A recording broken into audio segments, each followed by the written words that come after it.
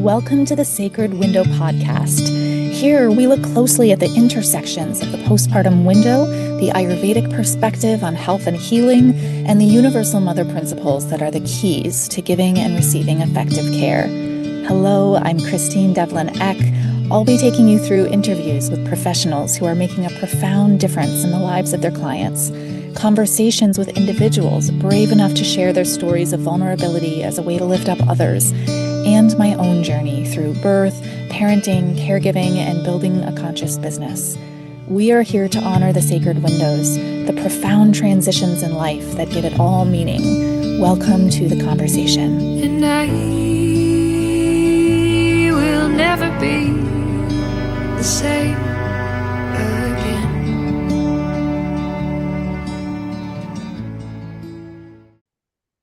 Welcome to the Sacred Window podcast. Today we're talking about the nervous system. There's so much to be said about how to create a smoother human experience, the way we interact with our work, our families, ourselves. In regards to the nervous system, of course, we talk so much about vata regulation and nervous system dysregulation associated with the postpartum window. But today, my guest is Lauren Tobey. Lauren is a writer, a speaker, and she's created something called the Spiral Framework, which I was drawn to. It's a trauma-informed model that reframes recovery as a cyclical and embodied practice rather than a linear path. Her work focuses on naming trauma as nervous system adaptation, helping to remove shame from patterns such as shutdown, control, and emotional exhaustion, and offering language that restores clarity and self-trust. Lauren is known for her grounded, non-performative approach, and she bridges her lived experience with nervous system literacy, challenging both clinical oversimplification and sometimes the bypassing that can happen in the wellness industry. Lauren has written a book called Spiraling into Control, and she speaks on trauma, identity disruption, and what it means to actually rise without starting over. So really coming into ourselves without needing to abandon ourselves is how I sort of interpret that, Lauren. Lauren, thank you Yeah. so much for coming here. And I guess I just want to, what draws you to nervous system support, particularly in the shifts and the transitions, such as becoming a parent? Yeah, absolutely. Thank you for that intro and for having me. I'm super excited to talk about this today. So, what got me interested in really looking at the nervous system, I went through two major kind of identity crisis myself. One was a divorce that I went through from a 10-year marriage. And then the other was being laid off from my corporate executive job completely unexpectedly. And in both of those, I started noticing a pattern of losing myself and trying to hide behind a mask of something, whether it was the doting wife, the perfect PTA parent, the executive role, and completely forgetting who I was at the same time. And so when I went through that first identity crisis after my divorce, I really started researching a lot. That's my like safe space is researching and reading and trying to learn as much as I can. And that's when I really found this trauma nervous system work.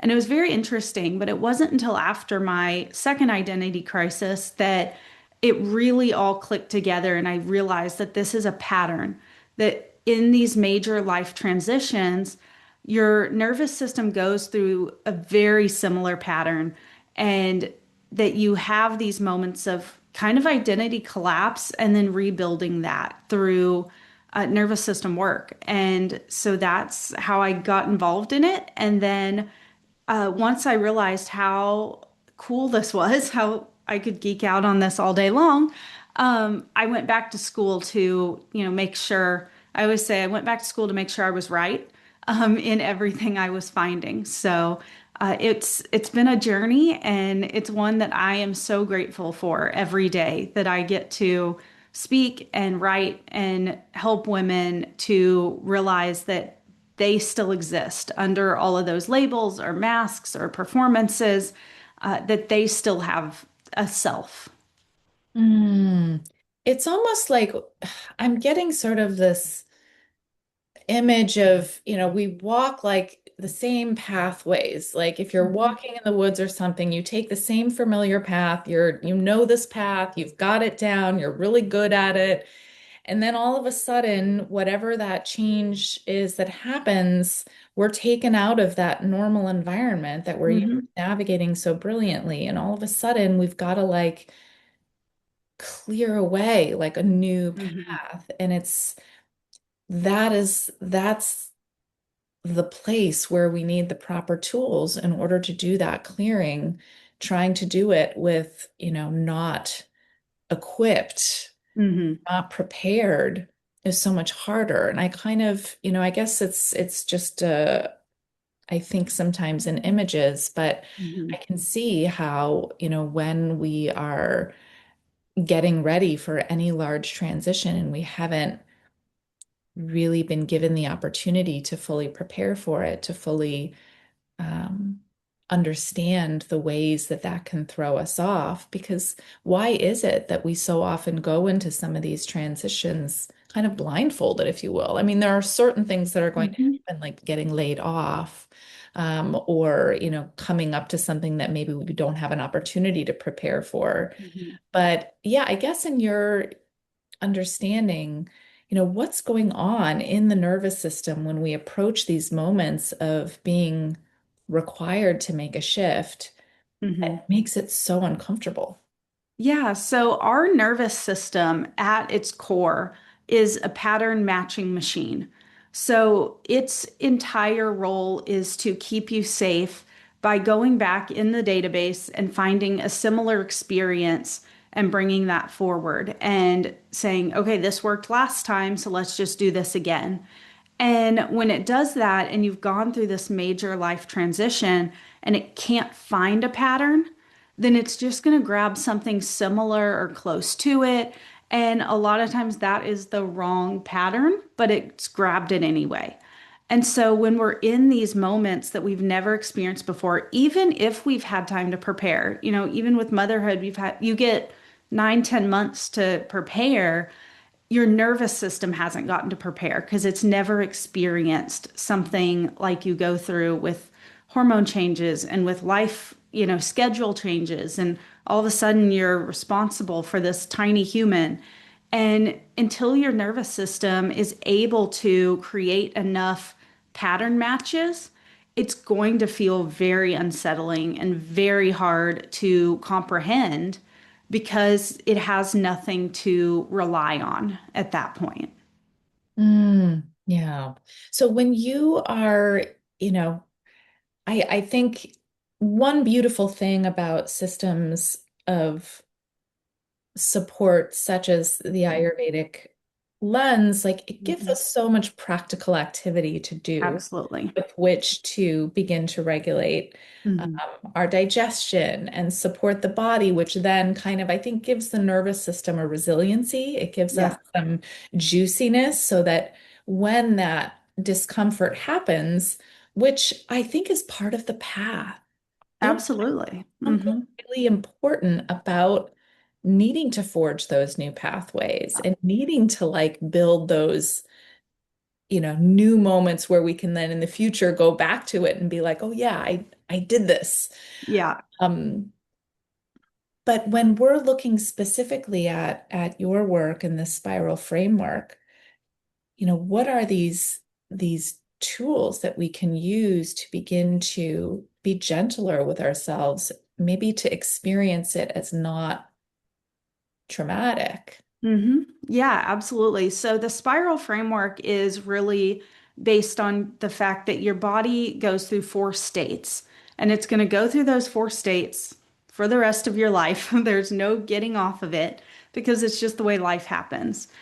So that first state is the ashes, and that's really when you kind of enter that numbness state of emptiness. I don't know who I am. Who am I if I'm not mom, right? Who am I if I'm not executive? And you go through that kind of numbness. I describe it as living, 3 steps to the left of your actual body. And that can be super disorienting because, you are aware enough to know it's not right, but there's nothing you can do about it. And then when from that ashes state, really what I coach women to do is to find micro moments of what we call safety, but of situations where nothing bad happened. Because in that state, it's so easy to jump on the shame spiral and, okay, well, I didn't do this and I can't do that. And then you're telling your nervous system, go find all the patterns of times that I wasn't successful or I didn't do this right. And you start that horrible negative self-talk. And so taking that step to just find those micro moments where you can do something that doesn't match a pattern, because that's when you're going to create what I call the ember, which is the next state. And that's when you have those pieces of your life or of your experience where you're going, okay, this isn't right. This isn't me. This isn't who I want to be. I want to get off of this shame spiral. I want to upscale my life. And once you grab that and you can really start developing that, you go into the flame state, which is where your life kind of burns off all of the things that aren't serving you. So, whether it's communities or support systems that were only there because of the mask or the performance you were playing and weren't really there to serve the real you. And that can be really unsettling for people because it can be true relationships that, there was love, there was care, but if they're not there to serve your authentic, true self, then that's a relationship that may not be serving you anymore. And then you get into the rise, and that's where you finally have this moment of, I know who I am. I can access my emotions. I can feel joy. I can interact with the world and feel that interaction. And the goal of the spiral, like I said, it's never going to end. You're going to end up back in the ashes time and time again because life happens, right? Like something's going to happen and you're going to feel, despair and these things. But the mastery of the spiral is learning to get through each state faster and with more awareness each time. So I talk about it like a spiral staircase. So if you have a spiral staircase and you have a window on one side of that spiral staircase, every time you hit that window, it's the same window, but you see it at a different altitude. So it's going to look a little different. It's going to have a little different flavor to it. And that's how the spiral happens. Every time you hit the ashes again, you have tools, you have awareness, you have an understanding of what that is, that you're back in this pattern and you know the way out. And so that's really what I like to help women to understand is there's no like quick 5-step program to reach healedness, because that's not something that is going to keep happening. You can never reach a state where you're like, okay, I'm perfect. I'm never going to go through anything bad again because life is going to happen, like bad things happen. So it's how you can navigate that when it does and not lose yourself in the process. Mm. I love this for so many reasons, and I see a lot of parallels here. I think, you know, the first thing that I'm noticing is just the beauty of being able to recognize that it's a journey in each step of it. I say that all the time with Ayurveda. Yeah, The balance is not a destination. right. We arrive at and we live there and we no longer have to find it. Exactly. It's Mhm. this opportunity that we get in life to continue to expand and discover more about ourselves. Mhm. I think it also takes into consideration how beautiful it is to change over time. Yeah. Hmm. And yeah, how has this work and this framework impacted you in your journey of kind of coming up to those moments of having to re-find yourself when you've had to shed an identity? Yeah, I mean, in so many ways. The biggest one is learning to navigate it and master it faster. There's days I will cycle through the entire spiral, during breakfast, and I'll find my kids will do something, spill something, and I get in that ashes state.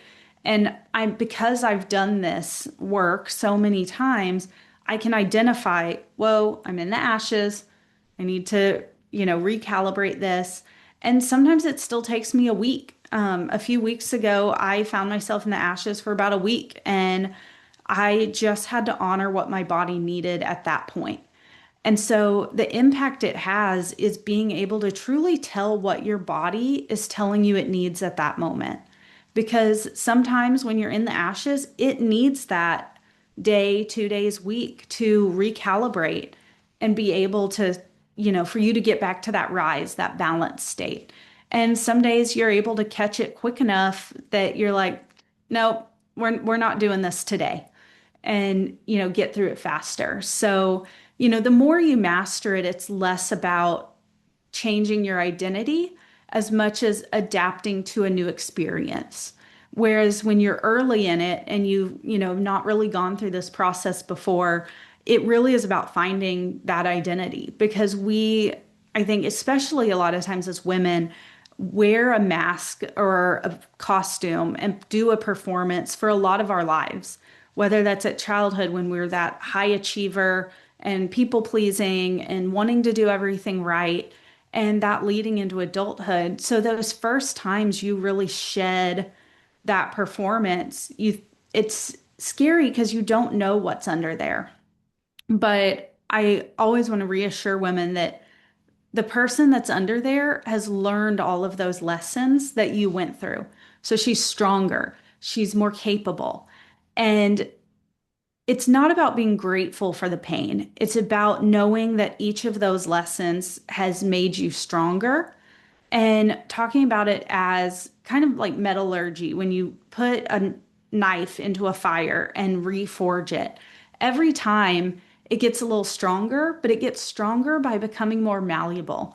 So it can bend without breaking. And then the next time it can bend a little farther without breaking. And that's really what the spiral is about, is each time you go through it, you give yourself a little more capacity to be able to deal with what happens without breaking, without ending up in identity crisis or full collapse. So when you find yourself in those ashes moments, you're able to manage it without getting into full collapse. Mm. I'm curious about, when we move to the second stage and we're really trying to create embers that are Mhm. helping to like reshape the patterns that we Mhm. find ourselves in.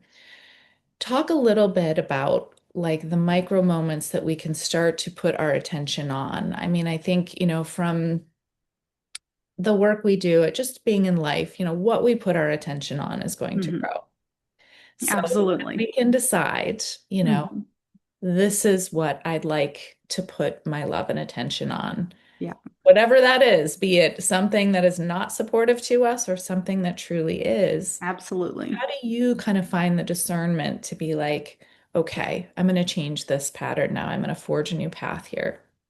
Yeah, so really it starts with, being able to identify threats and safety. Our body really works off a binary of, you have this threat database and this safety database. So when you've been in collapse or the ashes states, or you've experienced a trauma, your threat database is just overflowing. It's filling up every time something happens. And that safety database gets emptied. And so finding those micro moments is about giving your body data, safety data, to fill in that safety database so that when your nervous system is finding patterns, it can find safe patterns. And so those micro moments is looking for those times when you do something that is not in the pattern you normally would. So think about like a text message you need to send. You normally write it and then read it 3 or 4 times and then edit it a few more times and then send it and then, worry about what you sent. Creating that micro moment would be just typing the text and sending it and turning your phone off. Like, don't reread it. Don't like spiral yourself into the shame spiral. And when that text comes back and it's not, something that's going to destroy your life, that's a new data point that you don't need to edit yourself to achieve a successful outcome. And so now that's created a safety data point. So it's things as small as that, or noticing when that happens naturally, noticing when you get up and do something without resentment, when normally you would, ugh, I have to do this again. But you get up one day and you're like, okay, I got it done, no big deal. That's a safety data point because you've changed a pattern. And so the whole goal in that ashes ember state is filling up that safety database with those micro moments that you can find and hold on to. I love that. It's an opportunity to get really curious Hmm. rather than judgmental about ourselves. Yes. Yeah. We have the opportunity every single day to learn so much. And I think that in our current pace of living, it's so easy to just ignore Hmm. what we do, the reasons behind why we do what we do, even something as simple as noticing what our body is doing, like how Yeah. digesting, like we just ignore it. We don't pay Hmm. attention to it until it becomes such a big problem that we can't ignore it. But I think what I'm, hearing from you in this beautiful way of looking at it is that we have an opportunity here to just start getting a little curious and Yeah. just slow down a little bit and start Hmm. to pay attention of, what's my impulse here? Or noticing, for example, I think in my own life when I feel rested, when I feel well fed, when I feel like I have a certain environment around Hmm. me, I'm more able to forge a new path to like create something to put in that database that I Hmm. can come back to later Yeah. versus when I'm, hungry or exhausted or, what have you. And so Absolutely. I think there's um, just a real beautiful opening here Hmm. for us to become so much more loving with what Yeah. is here and why these I'm curious about that of like, you know, why do these patterns forge themselves in the way that they do? Yeah. So, I mean, like you said, your nervous system's entire job is to keep you alive.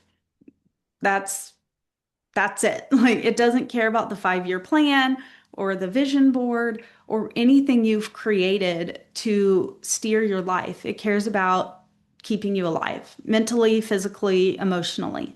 And so if anything happens that your system views as a threat, it's going to shut down. And that's where we end up start talking about like fight, flight, freeze, fawn. It's going to take all of the optional functions of your body and shut them down so that it can give all of the energy to the life-saving functions. So, like emotions like joy and happiness and uh, critical thinking and all of these things are optional. And so when your body feels there's a threat, whether it's real or imagined, all of that gets taken offline. And the only thing left is that primal, I need to stay alive. And the longer you stay in that period of, processing that, the more threat database is filling up. It's finding these things and it's filling it up. And so when, we are in a state of, hunger or chaos and my house is messy, I can't think straight, all of these things, our body is seeing that as a survival mode. Okay, then something's wrong. There's a threat. We need to, fix this. Why is she still hungry? Why, doing all these thought processes. So when we're not in that centered state, then our body is running on threat mode. So really being able to identify your body's needs, identify where it's at, what it needs at the time, is the whole goal of being able to be more aware of your body. And especially in high functioning, highly successful women that, their whole life is built around checklist and get it done and, creating these moments of stress because it's all about checking off the checklist. And our body doesn't view that as success, it views it as a threat. And it's so hard for women who live in that mode for so long to be able to accept that taking a break and slowing down is what they need to do because that feels unsteady because their nervous system, their body has logged chaos and threat as their norm. So now when they take that break, calmness, that quiet, they their body thinks that's wrong. Mm. And it's that confusion that creates the safety data points. And it sounds counterintuitive because you think, okay, well, you know, I'm experiencing calm, I'm okay, I'm happy, that's safety. But when your body views chaos as safety, it's the confusion that really makes that nervous system stop and go, whoa, okay, something's changed. And it's that gap where your nervous system takes that microsecond of, hold up, something's wrong here. That's where you get to create those moments of safety. So that's why I say when you're trying to create moments of safety for yourself, it's about interrupting a pattern you would normally do because you need your nervous system to have to stop and pause for just a moment to understand that something's different, the environment's different. And so, really being able to monitor that within your own body and create those moments of alignment, of, being able to come back to your center is where those safety points are going to start coming from.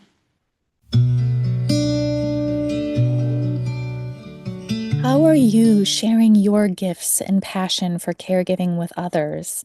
In a world where education and awareness around the postpartum window is lacking or missing from our modern systems, we have a profound opportunity to shift that paradigm. You may be a few simple offerings away from making a truly impactful difference in the lives of mothers and families in your community.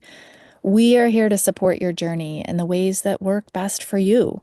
Schedule a conscious care strategy session to meet one on one with me, and let's identify the right next step for you to begin a path of conscious care for new families that fits your life and your needs. Visit www.sacredwindowstudies.com/strategy-session to schedule a time that works best for you. That's www.sacredwindowstudies.com/strategy-session.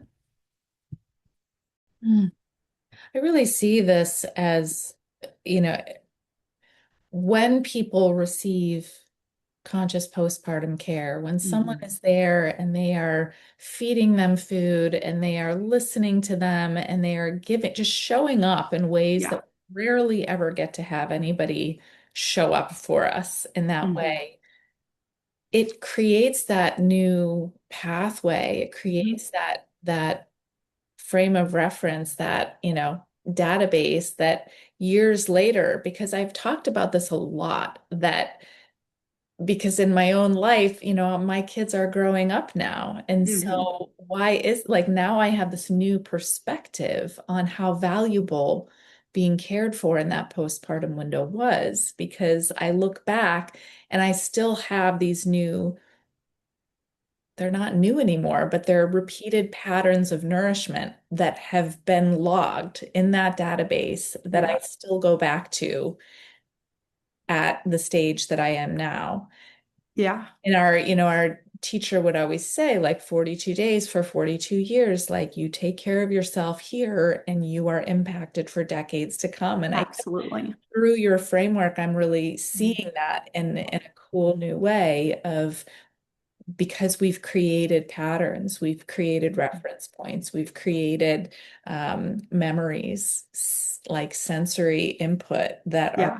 logs, and it doesn't ever lose track of. And so, in that way, every time we intentionally give ourselves self-love and Hmm. care and allow us to be cared for, even when that can feel really uncomfortable. It can feel, Yeah. as you said, when we're used to chaos, when we're used to depletion, when we're used to handling it all ourselves, Hmm. it can feel really difficult to say, I need help.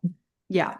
Or Yeah, when we're absolutely. conditioned to think, I can't spend my money on a doula. That is way too frivolous. Yeah. I can't Hmm. spend my money on this. What would people think? Yeah.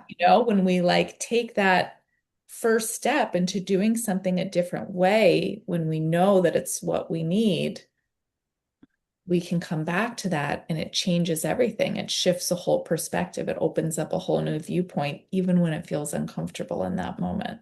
I love Yeah, 100%. And that's why I think the conscious caregiving is so important because traditionally, if you have a baby, you go home and it's so disorienting because now you can't sleep. You can't, take a shower half the time.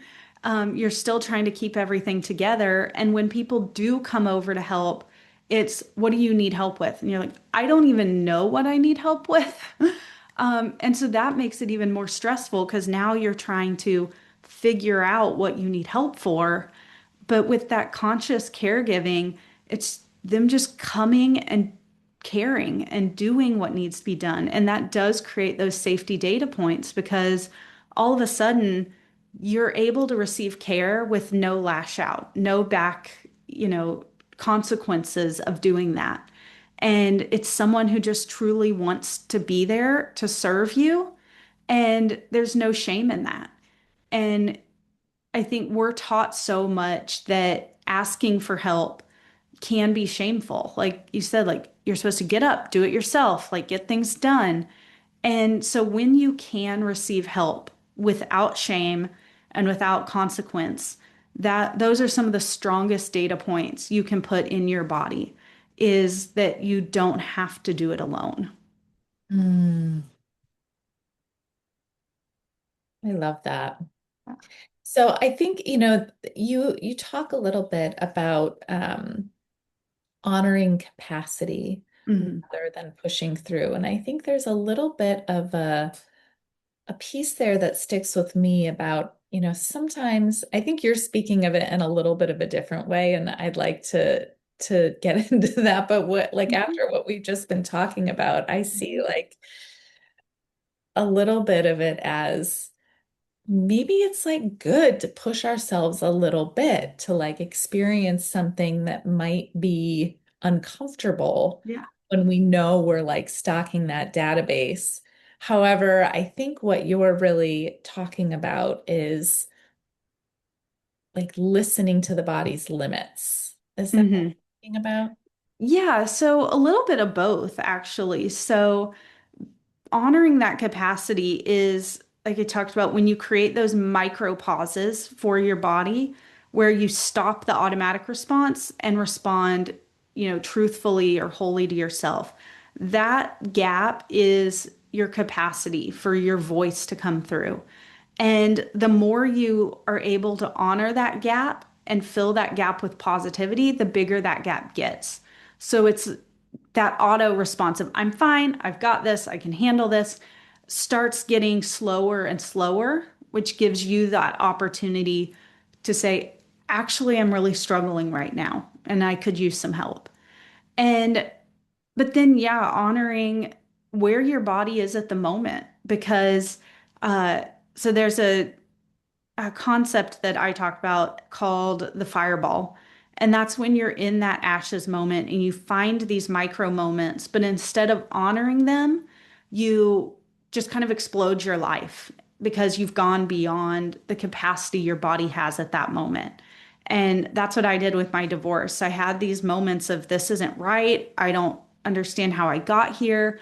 And instead of taking the time I should have taken to really nourish my body and understand why I was feeling that way, I just was like, okay, so this isn't right. So I need to get a divorce and I need to do this and I need to change this about my life and I need to change this about my life. And my body was like, we don't have the capacity to handle this right now. And so I really put myself in this frenzied state where I was so desperate for someone to understand my point of view, where I was coming from, what I was experiencing, that I couldn't articulate a coherent sentence about what I was going through. And that's when your body, overflows its capacity, is you no longer have any amount of gap to stop that machine from running and give room and space for your own voice. And so, really honoring your capacity means finding those gaps and then growing those gaps slowly over time instead of finding that little bit of gap and just trying to blast, a fireball through that tiny opening. Mm. Yeah, I think that key piece there is time. Like Yeah. it's okay for things to take the time. And in fact, I struggle with this myself of feeling rushed to Hmm. become something by this time or to have something figured out by this time um, and it feels very arbitrary when I think about it. Like why, but that's like a pattern Hmm. is wanting to hurry up and get something done, figure something out, sort out this issue that I'm having, or reach that place of balance. And yet, I think there's a lot of trust Hmm. in really nurturing those gaps and letting Yeah. it be open for a little bit so that what we put in there is really intentional. Hmm. And I think that's where lasting change and growth and nourishment will come from. That's where that resiliency will start to pool and build. Hmm. That's where that database begins to be, really filled in with lived experience. Yeah, 100%. And I think, we're taught that action equals results and action equals achievement. And this is the exact opposite of that. So, I have women come to me, and when I talk to them about your goal is to sit and listen to your body and find those moments, it's like they they don't understand that because they think they need to be doing something. Where's my checklist? Where's my go meditate for 15 minutes, then go stand and ground yourself in the grass for 20 minutes, and then go do this. They want that.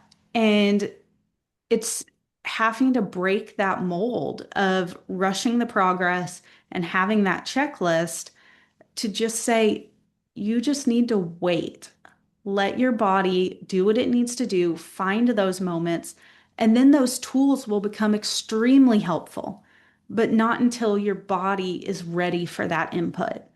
And so they really struggle with that. You're not giving me an action plan. And I'm Mhm. like, exactly. That's exactly the point. Yes. Yeah. And what I think is so cool is that, Lauren, there's like, you don't really have to look hard to find those moments. They're Right. actually like I feel like we can actually transform any moment into Yes. being that moment.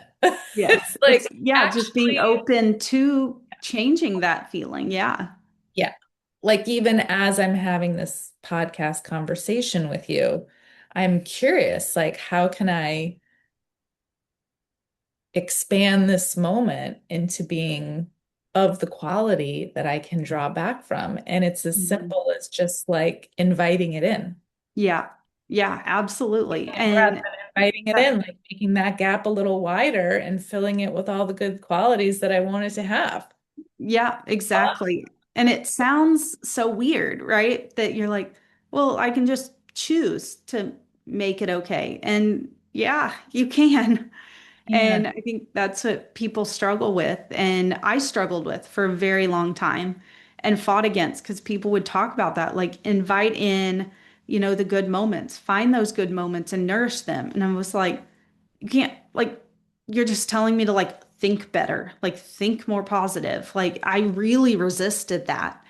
And So I'm careful when I talk about it that it's not just, you know, think positive, right? It's not that like toxic positivity, like, oh, I'm so grateful because the bush outside my window has leaves. And it's about creating those moments for yourself internally and being grateful for yourself and for what you have to offer yourself and less about what the world is doing, because the world's going to do. And it's how you respond and react to the world that's what's going to create that moment for yourself. Yeah, we can like read books, like yours, or listen to podcasts like this one, or, I think there is so much content out there, but I think, you know, it's not going to be impactful or accessible until we really settle in and start to listen to what is actually being resonant with us. Mhm. What, Yeah. is our heart actually leading us to? What is our healing journey actually pointing us in the direction of? And so much of, I think, Western culture is about reaching to the outside for them Hmm. to tell us what to do. Yeah. And then we start to feel empty because we're like, why isn't this person's directions working for me? Or this Hmm. is like not meeting me where I am, and it's not going to. Like, we Yeah. actually have to do the opening. Hmm. Yeah. I think we get, that's where this like curiosity comes into play. And I find such inspiration in, reading and talking and listening and connecting, because those are kind of like, I think, the universe's invitation a little bit, it's Hmm. like the universe, the qualities are all here. Like, we have opportunity everywhere.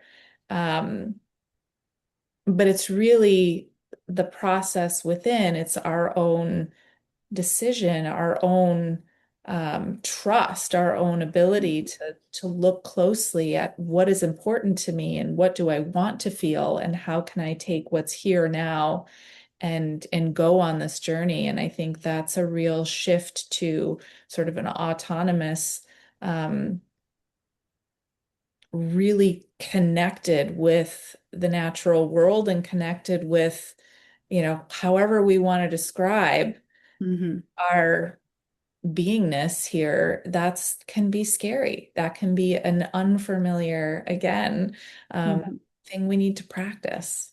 Yeah. And, I want to we talk a lot about how hard it is and how disorienting and confusing, but it's also so empowering and so strong.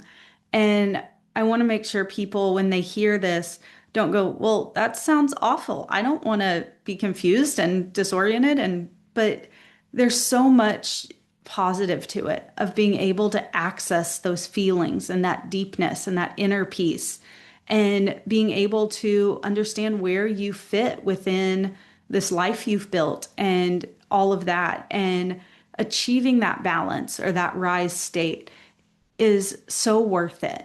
And it's worth the work you put into it. And so I want to make sure people hear that while it is work and it is can be challenging, there's so much more. And that is the whole goal of this is for you to be able to access all of that. Yes, Mhm. yes. And it's the best work. Yes. It's the best work that yields the things that we're looking for, the things that create the experience of the Mhm. life that we would like to have, and the connections and the relationships and the ability to be situated in ourselves, to be the parent that we want to be, or to be the Mhm. support person we want to be the friend we want to be. Yeah. Um, and I really appreciate these types of conversations and the work that you're doing and the way that it's helping people to come back to that. It's so, Mhm. it feels very prevalent that we struggle with sort of losing ourselves in Mhm. the magnitude of what is pulling us outward away Yeah. from ourselves, and the expectation that we have that, we talked about this here kind of before our talk today of like, I should be doing this better. Like, I should be doing a better job. Like, where does that messaging actually come from? Like, Right. you should be you at this very moment, like on Yeah. your path, on your journey. And yet, I certainly struggle with that on a regular basis. And it's noticing when those sort of that's not coming from here, that's coming from out here. If I'm saying Hmm. I should be doing this way, or I should be to this place, or I shouldn't be having a hard time right now, that's got to be coming from outside because Yeah. those types of things don't actually come from within. Right. Yeah. And I talk about, if your capacity is at 40% and you give 40%, you've given 100% of what you have to give that day. You've done the best possible thing you can do. But the problem is when we compare our 100% of 40 to someone's 100% of 90. If they're at 90 that day and they give 90, that's 100% of their effort. But it's going to look different than your 100% at 40. And that's okay. And so it's when we start making those comparisons, or we compare ourselves to 3 years ago when our tank was completely full and we had all of this, ability to do all these things, but life has changed. But we're still comparing our capacity today to our capacity then, or comparing it to someone else's. When honestly, if you're giving 100% of what you have to give, that's spectacular. That's it. And it's when we start trying to give 60% capacity and 70% capacity when we don't have that. That's when you start getting into the burnout and the stress and all of those things because you're trying to give something you don't have. Mm. And I think there's like a dissonance that happens when we try to fake that we have more than we Hmm. actually do, or when we Yeah. try to like, you know, give others the impression that like we can do more. I think there's a radical thing that happens when Hmm. we're really honest about, I'm actually like at 40% right now, and Yeah. this is the absolute most I can do. And what I have found when I've given myself the vulnerability to be really honest is that people are really loving about it. Yeah. Yeah, absolutely. But we've been trained and taught and ingrained that that's failure. If you're at 40%, you should be at 100. So why aren't you? Why aren't you working hard enough? But I think people are so much more understanding than we give them credit for. And so we aren't willing to admit it because we're scared they're going to, have a negative view of us. But Mm. when you can be honest about where you are and who you are, people are so much more understanding and caring about it. And that creates those safety moments because it's not following the pattern that we think it's supposed to follow. I say I need help, someone shames me, I feel, like I'm a failure, I'm not good enough. But when you can truly use your voice to say, actually, I'm not fine, I could really use some support right now, and that support comes, that's a data point. That's That's a a, data point. yes, Log that's it. Get log. excited about it. Yes, exactly. That's that pattern interrupt that gives your nervous system that little bit more capacity to go, oh, okay, I see what's happening here. So, It's so beautiful. Um, well, Lauren, I'm curious, you work one-on-one with people mhm. virtually, and you have your book and you teach. What does it look like when clients come in and work with you?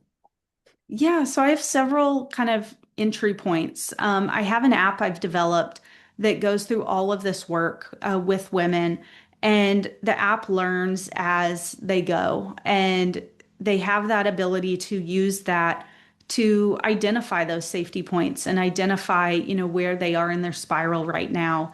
And then in addition to that, they can add on live support from me where we chat, we talk back and forth. And then I have my more specialized one-on-one program where we're going to get on a Zoom call. We're going to talk through their exact situation, what they're doing, and how they can find these moments of safety and where they can log those, and then how to use that to better draft that identity that they're missing. So those are really two entry points for, someone who's at different states. And so it's whichever one feels more aligned to what they need at the moment. I love that. And so, I think for those listening out there, this is particularly for care providers, for Mhm. doulas. We have this really beautiful, unique opportunity to be fostering the addition of these safety data points, of these moments of feeling nourishment and feeling supported and feeling safe and feeling Mhm. seen, that never underestimate your impact, Yeah. because this person, this family will use that moment, Hmm. maybe consciously, but likely unconsciously, for decades to come. Yeah. They will Absolutely. know what it is to be cared for and to be able to lean back into being held. And so this is so important. And I just want to honor all of you out there who are doing this work, who are thinking about how you can just show up for yourself in better ways and for the people in your life that you love and care for. And Lauren, thank you for trying on this new identity that I'm sure was scary, to like leave corporate and Yeah. create something Mm. that is really important for supporting countless other people to experience a better life in their own body, in their own being. And so I really honor you. Thank you so much for being here to talk about it. Thank you. I really appreciate it. And for the people out there listening, just know it's there. It's coming. Taking those moments to find those little micro moments is going to do a lot. It's going to change a lot. And that's something you can start today. So, So I will be sure to have all of Lauren's information in the show notes for you to reference. Lauren, thank you again. yeah, thank you so much, Christine.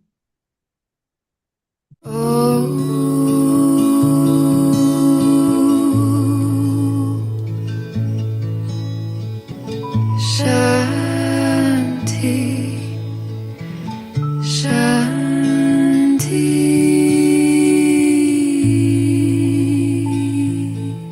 The Center for Sacred Window Studies has been training postpartum care providers, professionals who work with new families, and individuals passionate about postpartum care since 2018. We regularly host live free events alongside our online and in-person training and certification programs. Hop on our newsletter list to get direct access to all of our events and community support gatherings. Our mission is not only in training conscious postpartum care providers, but in fostering a robust, informed, and thriving community of postpartum professionals. Once you step inside, you're family forever. Visit www.sacredwindowstudies.com to add your email to our newsletter list. You can support our work by subscribing to the Sacred Window podcast and sharing with someone you know who would love it. Thanks for being here and participating in the culture-wide shift that recognizes the need for and the importance of conscious postpartum care.